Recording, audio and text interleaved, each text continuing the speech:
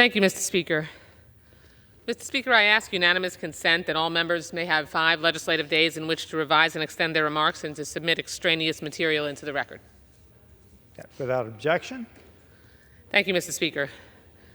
I rise today to lead my colleagues in a special order hour. Tonight, I'm honored to be joined by colleagues to continue to shed light and bring broader awareness to the ongoing hostage crisis that plagues the Israeli and Jewish communities around the world. On October 7th, Hamas launched a horrific attack against Israeli civilians, resulting in the deadliest day for Jews since the Holocaust. Recently, we marked 100 days since Hamas's gruesome attack.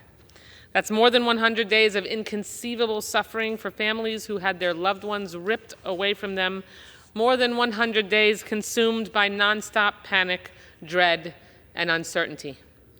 The pain, shock, and anger burning in the hearts of the Jewish people will never dull. I know my own heart has felt like it was encased in lead ever since that fateful day, but it couldn't compare to the anguish and heartbreak of the families whose loved ones are still held captive by terrorists. The last time my colleagues and I came together like this to highlight the hostages Hamas continues to cruelly hold hostage in Gaza, I fervently hoped the New Year's arrival would make this advocacy no longer necessary. Our work, advocacy, and pressure has been relentless that Hamas release the hostages and bring theirs and their families' nightmare to an end. Tragically, however, the nightmare continues. It is sadly fitting that since marking the 100 days since October 7th, we also commemorated International Holocaust Remembrance Day. Jewish communities around the world gathered to honor the memory of the 6 million Jews who were murdered in the Holocaust and the countless millions of others who perished at the hands of the Nazis and their collaborators. We look back because we can never forget, Mr. Speaker. We cannot avert our eyes from the horror that humanity is capable of inflicting. We look back not only to memorialize the victims, but to learn from the darkness of the past. We also look back to not allow humanity to move forward without addressing the root causes that led to the horrific persecution of the Jewish people. Which is the main reason we are here tonight, to dissuade those who forget or avert their eyes from the horrors that Hamas unleashed. I recently returned to Israel and the region with our bipartisan, bicameral congressional delegation that was in the region on October 7th, with the sole purpose of galvanizing the multinational effort to secure the release of each and every last hostage. In Israel, we met with families who are desperate for any shred of information which might result in their loved one's release. We visited Kibbutz Nir Oz and saw the devastation Hamas wrought. We saw the remains house after house that Hamas set on fire with the sole purpose of murdering the families inside. I saw firsthand Hamas's maniacal dedication to the destruction and eradication of Israel and the Jewish people. My message is clear. We will not let Hamas succeed. The United States will continue to stand with Israel, and the Jewish people will live on as we have in the face of oppression and tyranny for millennia. Tonight, my colleagues and I will speak about those who remain held captive in Gaza, show their beautiful faces, and remind all of us not to forget these victims who are still suffering under terrorist cruelty. During our last special order, I had the honor to speak about the Bibas family, parents Shiri and Yarden, and their boys Ariel and Kafir. At 9 months old, Kafir was the youngest hostage taken. On January 18th, Kafir turned 1. If Hamas never attacked Israel and never kidnapped women and children, he would have celebrated his first birthday with his family in his community. Instead, his family is left reeling, not knowing. This cruelty is unimaginable. The Bibas family and sweet Kafir remain in my heart. Tonight, I'll be honoring Agam Berger, who was taken captive on October 7th shortly after calling her father, telling him she heard shots fired. I had the opportunity to meet her father, Shlomi, recently. Seeing the pain in his eyes was unbearable. I can tell in speaking with Shlomi that Agam comes from a very tight-knit family. She has 3 siblings, including her twin sister. Mr. Speaker, as the mother of twins, imagined the panic I would feel, and as a Jewish mother of three young adult children, I saw my own children when listening to his story. Agam is a selfless young woman, volunteering with adults and children who have special needs and learning disabilities. She is the courageous young woman we all hope our children will grow up to be. Her family and friends proudly speak about her extraordinary musical talent. You can see her here with her violin. Agam played the violin since she was in the 4th grade.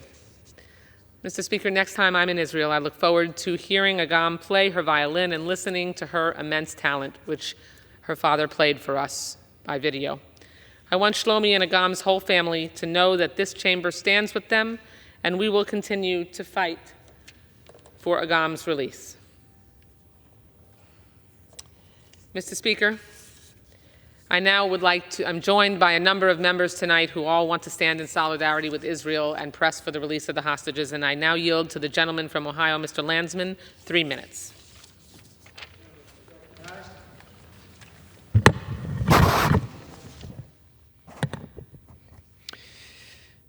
Thank you, Mr. Speaker. I want to thank Congresswoman Debbie Wasserman Schultz for doing this special order again tonight. This is the second, maybe third time she's done this to ensure that we do everything we can to tell these stories and to convince Hamas and those who fund Hamas to release every single hostage. I'm here to speak about Sahi Adin. He was kidnapped on the 7th, just after his daughter was killed. He was taken from his wife and his other child. They heard the sirens. They went into their safe house. And before long, a neighbor who had been forced by Hamas forced their way into the bomb shelter. Imagine being in there with him. His teenage daughter throws herself against the door to protect herself and her family, her dad, her sister, her mom. She was immediately shot and killed. He sees this and then is taken. And he's been held hostage for 115 days. I go back to Israel in a couple weeks,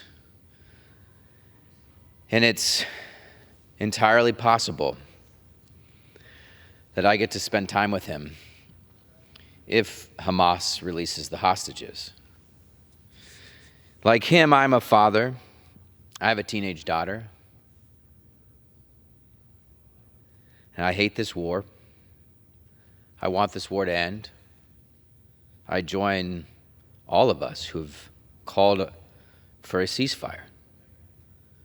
We can't end this war until all of the hostages are home.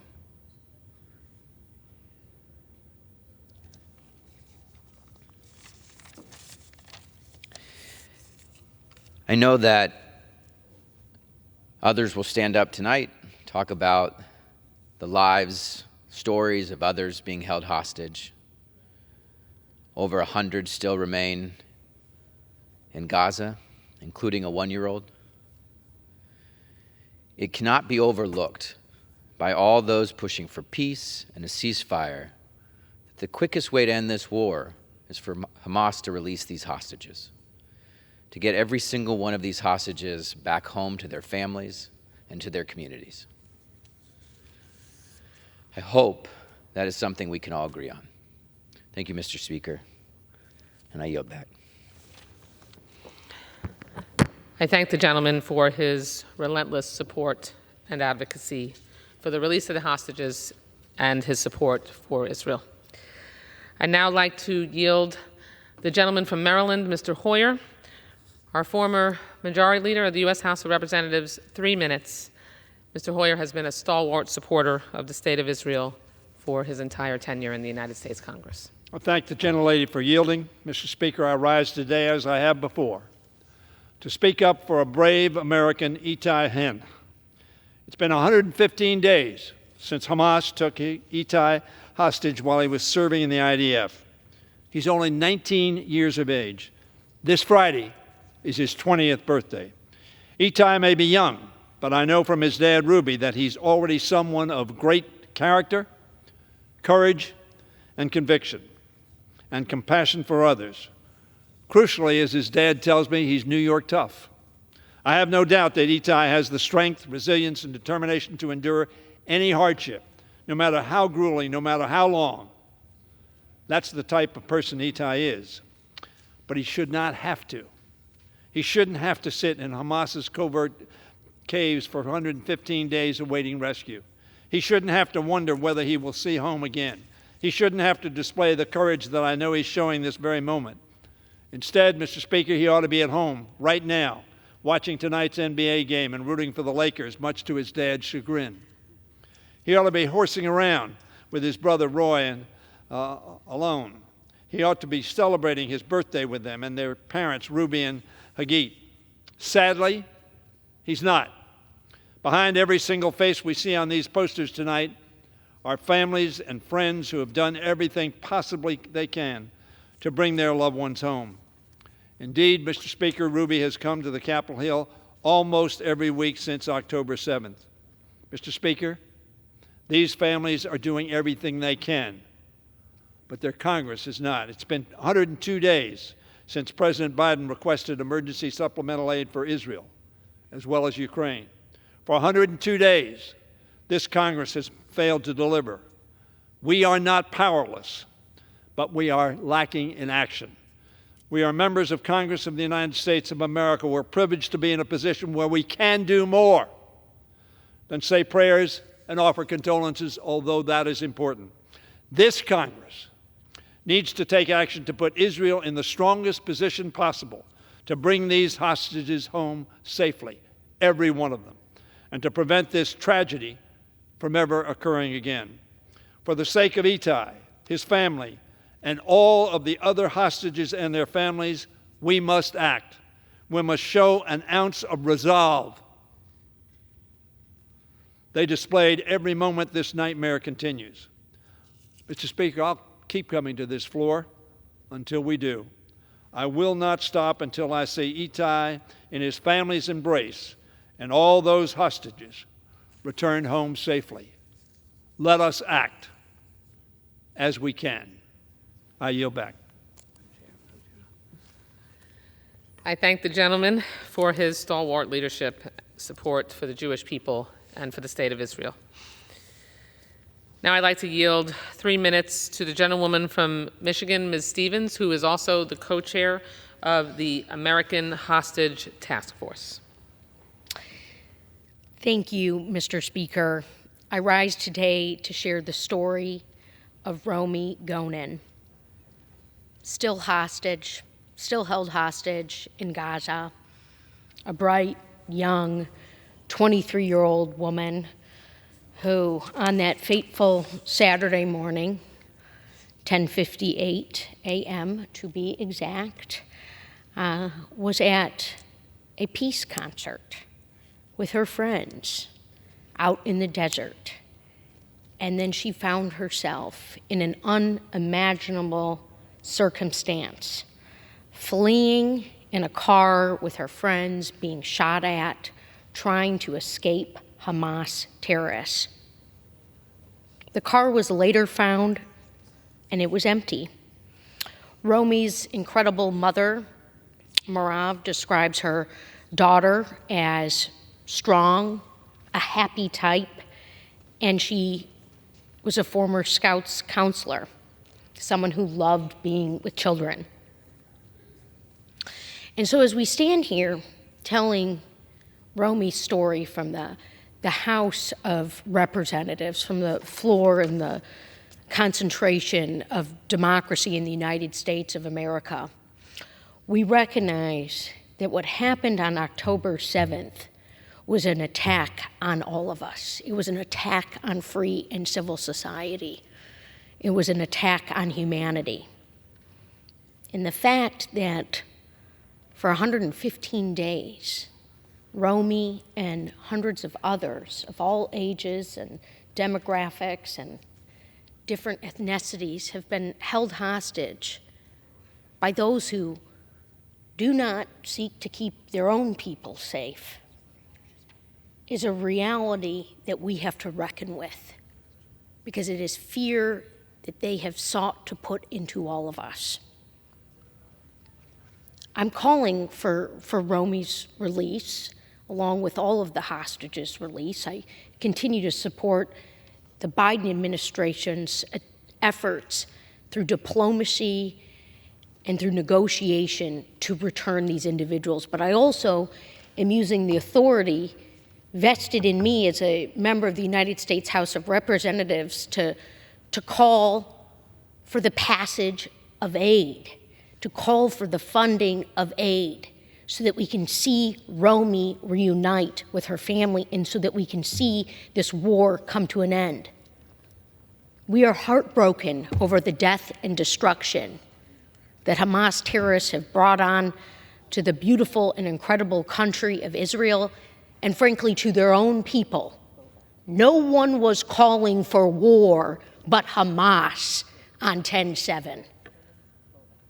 We have to stand by democracy as the United States of America.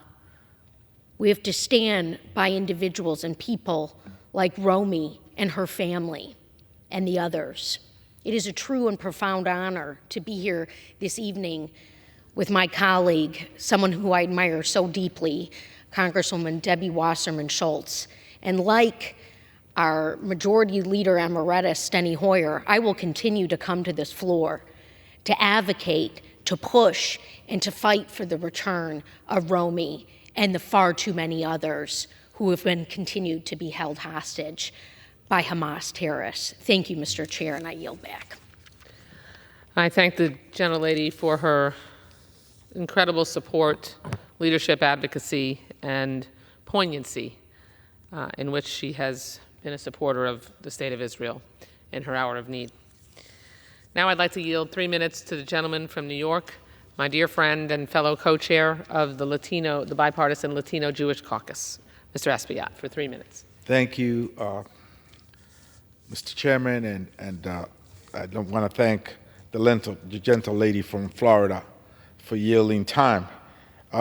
As co-chair of the bipartisan Latino Jewish Caucus, I rise today to tell an important story. Although there are many hostages, over 100 hostages that are being held for 115 days from all walks of life, children, one-year-old child, seniors, women, family members are being held hostage. I want to rise today to say the story of a 34-year-old Israeli-Colombian hostage by the name of Elkanah Bobat, whose family I met this past December. Elkanah is not just an Israeli-Colombian. He is a beloved sibling of Jacob and Uriel Bobat, the loving husband of Geraldine Bobat, and a dad of a 3-year-old. Before October the 7th, Elkanah had just opened up an ice cream shop in Tel Aviv and was looking forward to taking his 3-year-old son there for the first time. Just imagine that, Mr. Speaker. A dad opening up an ice cream store and just waiting to see how his 3-year-old son will react when he first tastes that chocolate, that vanilla, that strawberry ice cream. I think we could all identify with the magic of that moment. But now, every passing day for Elkanah and his family are a waking nightmare. The last time Elkanah's family saw him was in a Hamas video that was taken on October the 7th, alongside other hostages, and in it, Elkanah was severely injured. Elkanah has been forced to survive each passing day in the depths of Hamas tunnels without ventilation or fresh air, fighting through asthma attacks because he is asthmatic, without his medication. At 115 days, Mr. Speaker, Elkanah's life is hanging in the balance. Every day is a day of hope for all of us, and we will not give up on our actions to bring Elkanah Bobat home, as well as the other hostages. Mr. Speaker, I yield back. Thank you. I thank the gentleman from New York, where I am originally from, for his really incredible leadership and work to bring the Hispanic and Jewish communities together so that we can continue to fight oppression against both of our communities. And now it's my privilege to yield 3 minutes to someone who has become a dear friend of mine, the gentlewoman from North Carolina who sits on the Foreign Affairs Committee and has been a national Jewish community leader, the gentlewoman from North Carolina, Ms. Manning, for 3 minutes. Thank you to my dear friend, Congresswoman Debbie Wasserman Schultz, and all you have done in this time of such tragedy for the Jewish people. Mr. Speaker, on October 7th, Hamas terrorists invaded Israel by land, air, and sea. They slaughtered over 1,200 innocent civilians, brutalized and raped women and girls, and took more than 240 hostages, infants, children, elderly, even Holocaust survivors. After long negotiations, many of those hostages were released with devastating trauma, weight loss, emotional and physical injuries, and that's why I am so worried about the remaining hostages. It's been over 100 days of mourning, of pain, of uncertainty. For more than 100 days, these people have been trapped in despicable underground tunnels with no fresh air, no sunlight, little water, little food, no comforts, and certainly no medical care. Knowing all this is simply unbearable for the hostage families. I've been meeting with the families of the hostages for months, and their stories have been heartbreaking. Their stories have haunted all of us. And today, I want to share the story of Carmel Gott and her family. Carmel Gott is a 39-year-old occupational therapist who lives in Tel Aviv. She was visiting her parents at Kibbutz Be'eri when Hamas attacked. First, they killed her mother, Kinneret. Then they grabbed Carmel and carted her away. Next, her brother Alon, her sister-in-law Yarden, and their 3-year-old daughter Geffen were all grabbed by Hamas and thrown into a vehicle. Just before the vehicle crossed into Gaza, Alon and Yarden, with Geffen in her arms, jumped out of the vehicle and decided to run to safety. Yarden realized that her husband could run faster than she. She said to her husband, "You take Geffen because you can escape." She sacrificed herself, and Yarden was taken hostage. Thankfully, during the first round of hostage releases, Yarden was released, and I watched her reunion with her family with real joy. But the joy was tempered because Carmel was not released. She was not released because she's not a mother. She has now been held captive for nearly 4 months. Before her capture, Carmel was planning on starting her master's degree studies in October. She is a lover of music, of traveling, someone who meets new people wherever she goes. Carmel is a daughter, a sister, an aunt, a friend to so many.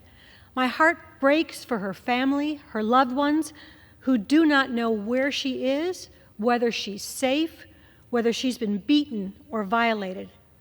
As a beautiful young woman, she is certainly at risk, and I am deeply concerned for Carmel's safety. I'm deeply concerned for all the women who are being held hostage by Hamas, because we have seen more and more reports of what Hamas did to women and girls on October 7th. They brutalized women, they raped them, they beat them, and they mutilated them. And we have heard from those who were released that we need to get those women released as soon as possible, because Hamas uses sexual violence as a weapon of war. We must bring Carmel and every hostage home. I will keep using my voice in Congress to call for their safe return, to demand that the International Red Cross be allowed to visit the hostages in Gaza and administer aid to all of them and report on their condition. We must hold Hamas accountable for their war crimes. Thank you, and I yield back. I thank the gentleman-lady for her powerful words and for her leadership as the co-chair of the task force to combat the bipartisan task force to combat anti-Semitism in Congress. Next, I'd like to yield 3 minutes to the gentleman from Texas, Mr. Vesey, who is a member of the Black Jewish Caucus in Congress and a leader in the Fort Worth area in his district in bringing the Black and Jewish communities together. 3 minutes. Mr. Speaker, first I want to first of all say to my dear friend, Ms. Wasserman Schultz, the gentlelady from Florida, I just really admire her perseverance and making sure that this stays in the forefront, because it's important that we continue to talk about this, because this atrocity that took place on October the 7th can't be forgotten.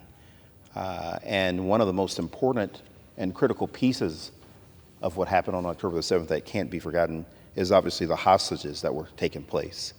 And it's been 4 months since twin brothers, Ziv and Gail Berman, were brutally taken from their home to be held in Gaza. I want you to know that's nearly 4 months.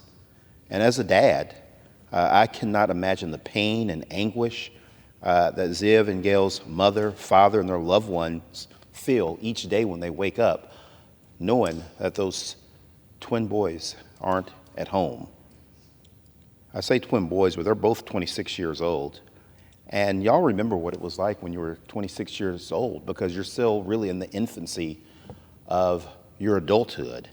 Do you want to go and hang out with friends, go to concerts, be able to go out and eat, celebrate momentous occasions with your close friends and family? And they're not able to do that because their lives were shattered and their families' lives were when they were taken hostage. And I know that this particular subject about what happened, about the horrendous tragedy that happened on October the 7th, has been divisive for this country. But I will tell you something, that regardless of how you feel about what's happening, we should all be able to come together. We should all be able to come together to say enough is enough. All of the hostages need to be returned now. All of the hostages need to be returned today, regardless of how you feel. And that is something that each and every one of us should be able to come together to say and be resolute about, that loved ones need to be reunited with their families. And so again, I thank the gentlewoman from Florida, my dear friend, for putting this together. I'm going to keep talking about this. I hope each and every member of Congress, regardless if you are in the Progressive Caucus, the New Dems, if you are a Republican or conservative, whatever it may happen to be, that we continue to talk about this. I'm going to, because it's important, and we cannot stop until these 26-year-old twins are home and each and every person that was taken hostage on October the 7th are returned to their families. Thank you. Yield back. I thank the gentleman from Texas for his compassion and his leadership, and for helping us to keep the plight of these hostages in the public eye, and as a mother of 24-year-old twins who knows exactly what you mean in the way you described that. Now I'd like to yield 3 minutes to the gentlewoman from Florida, Ms. Frankel, who has been a mentor and friend of mine for literally my entire adult life. I yield 3 minutes to the gentlewoman from Florida. Thank you, Representative Wasserman Schultz. You know, Mr. Speaker, I make these remarks with a very heavy heart. As we've heard today, we mark 115 days since the darkest day for the Jewish people since the Holocaust. On October 7th, Hamas terrorists attacked Israel and mercilessly took the lives of 1,200 people. They tortured, they maimed, they raped people, and seized over 200 hostages. Among the hostages, as you look at the photograph behind me, are Daniela Gilboa and Agam Berger, two vibrant young women, 19 and 20 years old, respectively. Agam, a skilled violinist since 4th grade, and Daniela, a singer with a captivating voice. Teenagers full of life, with dreams and aspirations. And they have been held in captive almost 4 months, most likely in the dreadful underground tunnels in Gaza, where air and food is scarce and abuse is abundant. Recently, I had the privilege of meeting with the parents of Agam and Daniela. Their hearts are heavy, burdened by a living nightmare and the constant terror of the exploitation they dread their daughters are experiencing. Mr. Speaker, as we speak, over 100 hostages, including Daniela and Agam, remain separated from their loved ones, and it is terrifying to even think of the fear, the brutality, and the perverse mistreatment they are experiencing every single day. It's been our solemn responsibility to share their stories, and it is even a greater responsibility to bring them home. And I yield back. I thank the gentlelady for her leadership in highlighting these two young women, especially given her role as the chair of the Democratic Women's Caucus. Mr. Speaker, I'd now like to yield 3 minutes to the gentleman from Illinois, Mr. Schneider, a distinguished member of the Ways and Means and Foreign Affairs Committee and a leader in the Jewish community in his home district. Thank you, my friend. Mr. Speaker, 116 days, more than 130 hostages, including 6 Americans. Mr. Speaker, I rise today to join with my colleagues to call for the immediate, unconditional release of the more than 130 hostages being held by Hamas in Gaza. Among them is an American citizen with deep connections to my district north of Chicago, Hirsch Goldberg, Poland. Hirsch was last seen on October 7th, kidnapped, wounded, and being taken at gunpoint to Gaza. His left arm had been severed just below the elbow, blown off by a grenade thrown into a bus stop, where Hirsch had sought refuge with approximately 30 others fleeing the carnage at the Re'im Music Festival. Most in the shelter were murdered. Hirsch, bloodied and dazed, was kidnapped.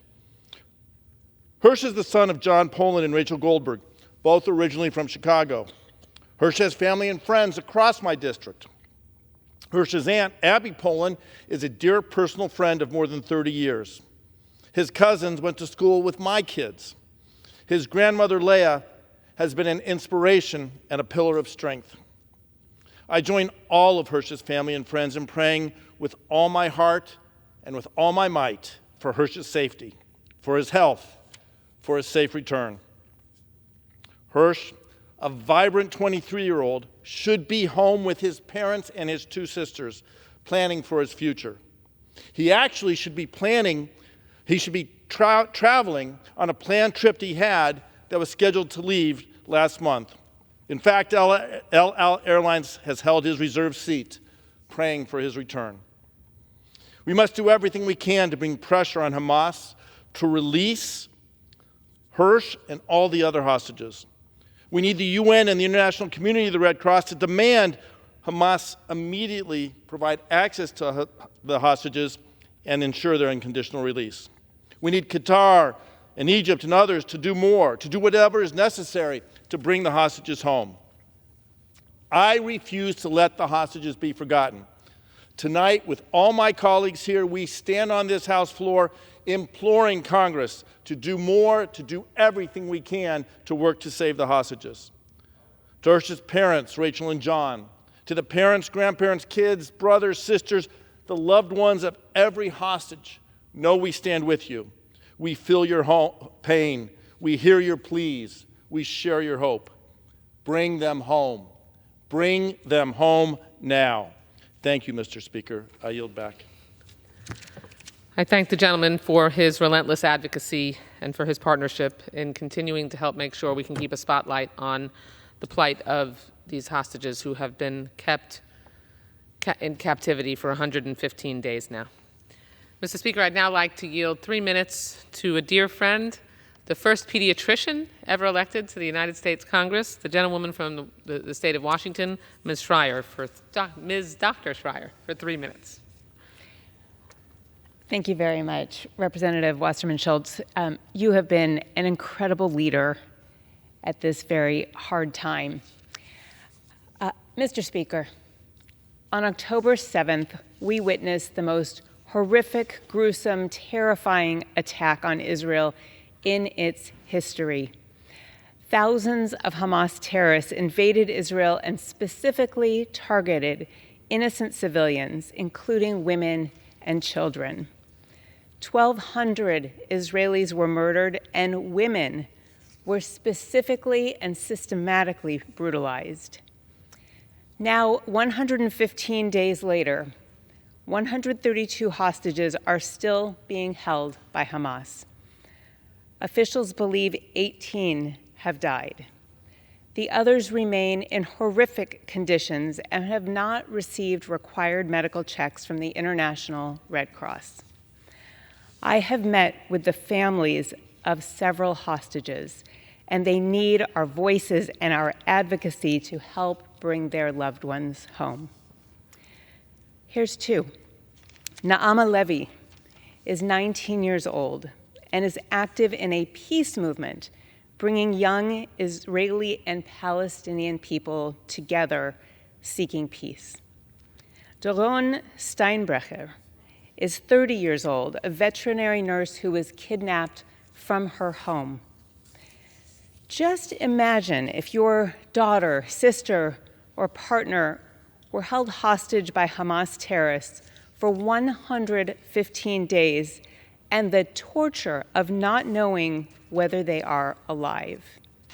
Consider for a moment what it must be like to live a nightmare every day, wondering what horrors they might be enduring. Released hostages have reported sexual violence and rape, drugging, beating, branding, and deplorable conditions. Hamas has not allowed the ICRC to assess the condition of the hostages and has not provided proof of life. We in Congress, we in this country need to do everything in our power to keep these hostages and their families in our hearts, to tell their stories, and to bring them home now. I yield back. I thank the gentlelady for her leadership and appreciate her participation tonight in continuing to shine a spotlight on the captivity of the hostages. Now I'd like to yield 3 minutes to the gentleman from Tennessee, a dear friend, Mr. Cohen, who has also been relentlessly continuing our efforts to make sure that we can apply the pressure necessary to bring the hostages home. Mr. Cohen, for 3 minutes.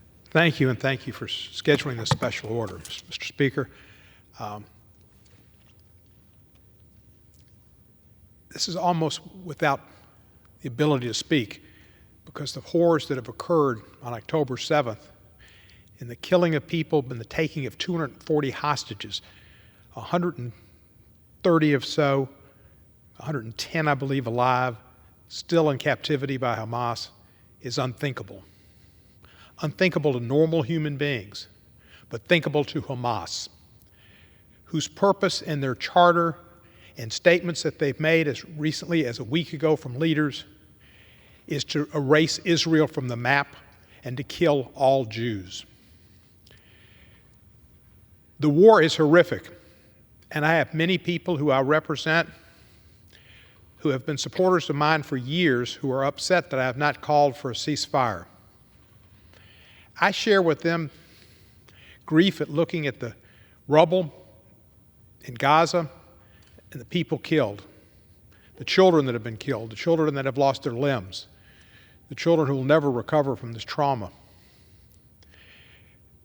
But as Bret Stephens said so well in the New York Times this past week, every single death is the result of Hamas because they broke the ceasefire on October the 7th.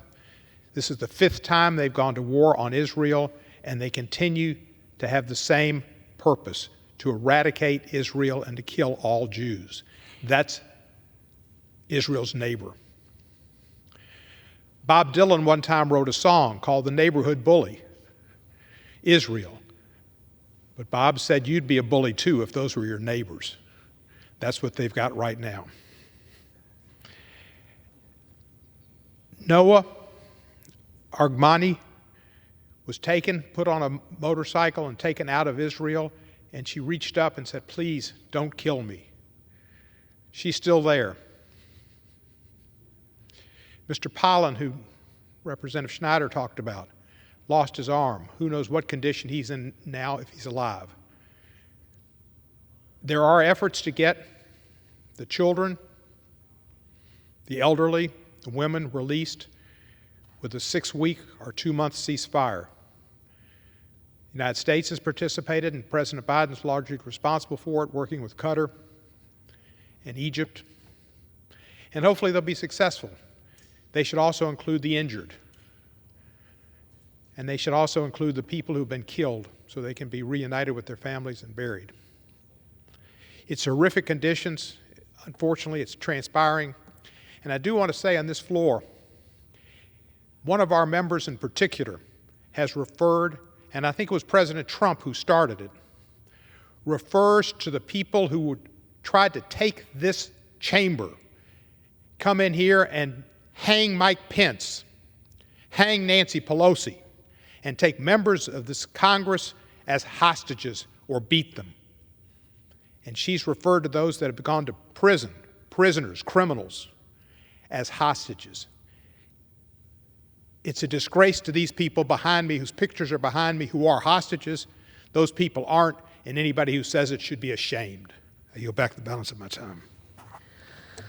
Thank you, Mr. Gold. Thank you, Mr. Cohen, particularly for highlighting the abomination of an idea that a terrorist entity should be allowed to live on the precipice of a nation and remain a threat, as Hamas continues to do.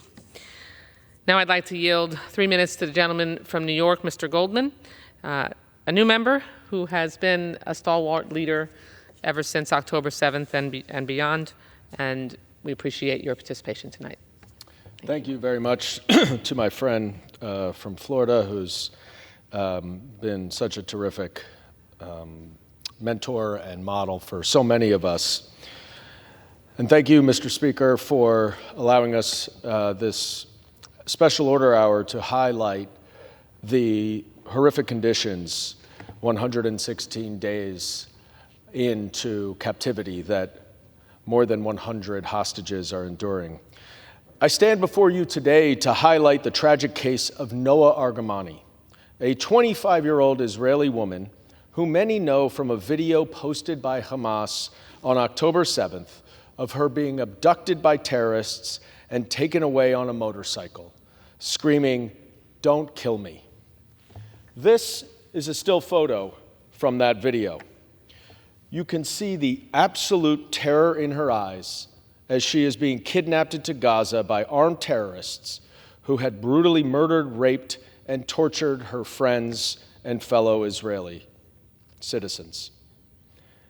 This is a photo of her before October 7th, a beautiful smile full of life, hope, and a bright future ahead. Noah should have been released with the other female civilians who were released during the temporary ceasefire 2 months ago. That was one of the categories that Hamas had agreed to release. But she was not, and we know why.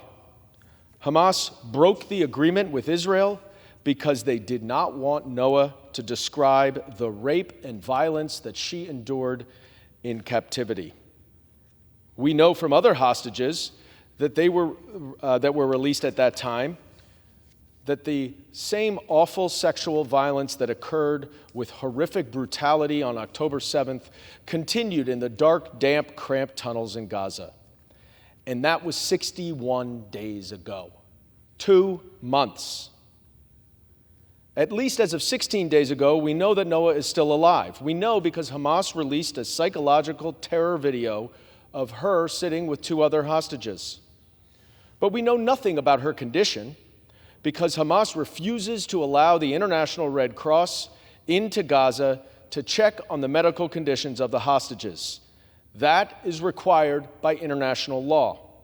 But somehow, for many, the fact that Hamas is a designated terrorist organization that has violated countless international laws and ceasefires, I might add, seems to give them a pass at adhering to international law about medical checks and wellness visits. Since when do we allow terrorist organizations to dictate how international law operates? And what makes this even worse is that we haven't heard anything from Qatar, nor Egypt, nor Turkey, nor any other country with influence on Hamas to push them, to prod them, to allow international medical professionals to access the innocent civilian hostages, even though we know from those who have come out that their conditions violate a host of international laws. I have met with families and mothers of some of the young women who remain in captivity. They, of course, are devastated, worried, and distraught about their daughters. But you know what keeps them up at night? They assume that their daughters are pregnant with babies of Hamas terrorists. Imagine that being a mother's final thought before she falls asleep and her first thought when she wakes up. Noah's mother, Leora, has an additional heartbreaking cause for urgency. You see, Leora is currently battling terminal stage 4 brain cancer. She is desperately hoping that she can see her daughter before she passes away. And this tragic story hits me especially hard because my father died of brain cancer 34 years ago when I was just 13 years old. I remember to this day the last time I got to see my father before he died. I still feel lucky to have been able to say goodbye. Noah deserves to have that same memory too. And Leora deserves to die with the peace of mind that Noah is out of captivity and, hopefully, on her way to healing. I want to read an excerpt from a letter that Leora Argamani, Noah's mother, sent to President Biden. She wrote, "I am terminally ill with stage 4 brain cancer. All that's running through my mind before I part ways with my family forever is the chance to hug my daughter, my only child, one last time. We cannot wait any longer. Noah will soon lose her mother. And while every single additional day that Noah spends in captivity could be her last, it could also be her mother's last. The international community must pressure Hamas to immediately cease their illegal kidnapping of more than 100 innocent civilians who are being tortured, raped, and horrifically treated. Israel has reportedly agreed with the United States, Qatar, and Egypt to make significant concessions to Hamas to release the hostages. It is now incumbent upon Hamas to agree to do so, and for that to happen, the international community must apply pressure on Hamas to agree to the proposed ceasefire and release the hostages. We must bring them home. We must bring them all home now.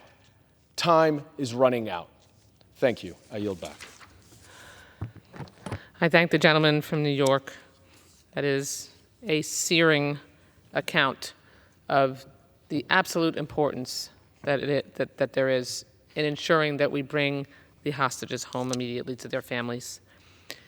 Mr. Speaker, I am really proud and thankful to be joined that makes our special order hour bipartisan, although I know there are far more members on both sides of the aisle that share our sentiments. A woman who's become a dear friend, especially because of the experiences we've shared together. Unexpectedly, over the last several months, we were part of a bipartisan, bicameral delegation that was in the region on 10/7 and returned at the end of December. The gentlewoman from Iowa, Ms. Miller Meeks, who is a veteran of the United States Army of 24 years and an ophthalmologist, and I appreciate her advocacy and passion about making sure that we bring these hostages home. I yield 3 minutes to the gentlewoman from Iowa. Thank you, Representative Wasserman Schultz. On the morning of the Jewish holiday of Simchat Torah on October 7, 2023, as Representative Wasserman Schultz said, we happened to be in the Middle East at that time. And Hamas terrorists launched unimaginable and barbaric attacks on Israeli citizens by air, land, and sea. These attacks resulted in the death of over 1,300 Israeli citizens, including 30 Americans, and over 250 individuals were taken hostage. Following these attacks, I introduced House Resolution 777 to condemn these horrendous attacks and demanded the immediate release of all hostages in Gaza. However, 4 months later, at least 130 hostages are still being held by Hamas, including American citizens. Earlier this year, I was proud to join Senator Joni Ernst on the bipartisan and bicameral congressional delegation to Egypt, Israel, Qatar, and Bahrain to advocate for the Americans and Israeli citizens still held captive by Hamas. While in the region, we heard from family members, and even though we had heard from family members here in Washington, D.C., hearing from the family members, released hostages, and leaders in the region about the escalation of crimes committed by Hamas against women. And it was heartbreaking to meet with these members of the Kibbutz Nir Oz community and family members of Judith Weinstein and Gaj Haji, American citizens that were killed by Hamas, whose bodies still remain in Gaza. Additionally, we heard the frustrations and living nightmares of the families of Americans still held hostage. Eden Alexander, Hirsch Goldberg Poland, Itai Chin, Keith Siegel, Omar Nutra, and Sagu Dekel Chin, and to hear of 2 children, one who has recently turned 1 and the other 4 years old, that are still held in captivity. While I'm grateful for the 100 hostages that have been released so far, it's essential that the Biden administration do everything in their power to demand Hamas release the rest of these hostages. While Hamas released women, children, and grandparents, Israel was required to release 3 times, not innocent civilians, convicted terrorists. Examples of charges of opening fire on Jewish civilians, stabbings, and arsons. I want to thank my good friend from Florida, Congresswoman Wasserman Schultz, for hosting this important special order. And I will continue calling for the safe return of all hostages held by Hamas and to deter the concerning rise of anti-Semitism in the United States. Thank you, and I yield back. I thank the gentlelady for her solidarity.